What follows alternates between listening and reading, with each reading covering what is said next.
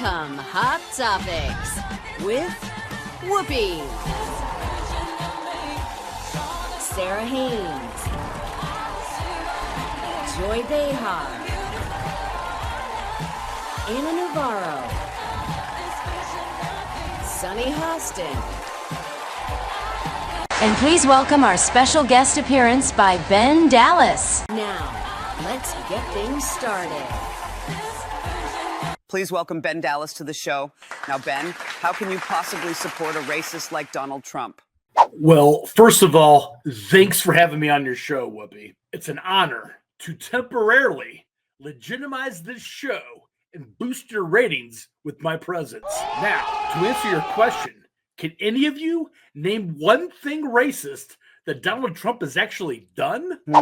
I don't know off the top of my head. There are too many examples to count.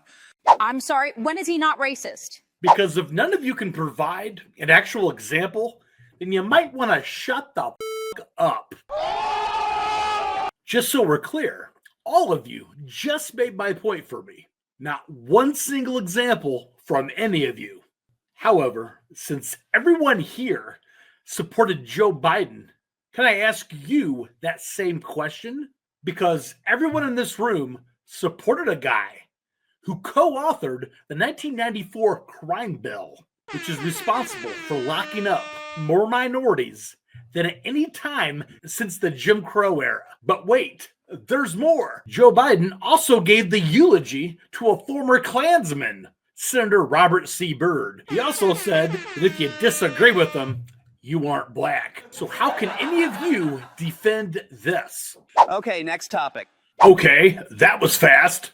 Ben, do you disagree with the actions of Washington's nonpartisan district judge James Boasberg self-appointing himself as the universal leader of the free world and sole authority of U.S. policy? Yeah, I disagree.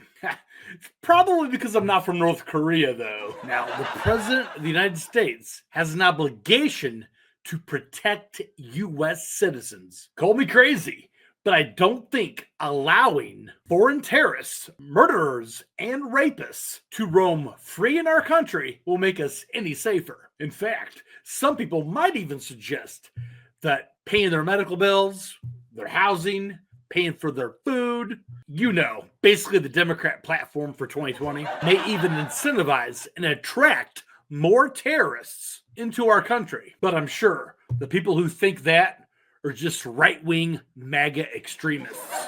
Okay, next topic. How can you possibly support a threat to our democracy like Donald Trump? Threat to our democracy? Really? We talking about the same guy who just got reelected again? So, first of all, we live in a constitutional republic, not a democracy. Learn the difference.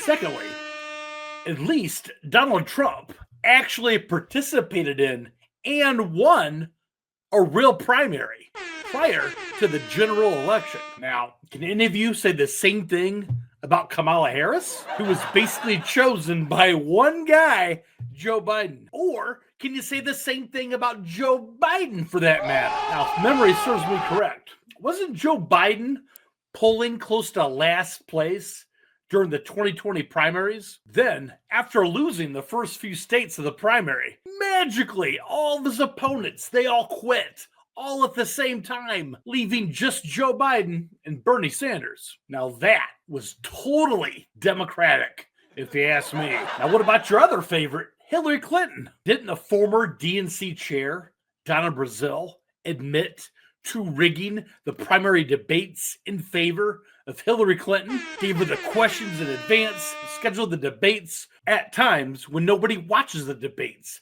like during big basketball or football games?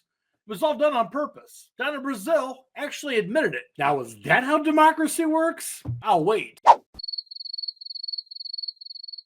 We need to get him off the show. Now.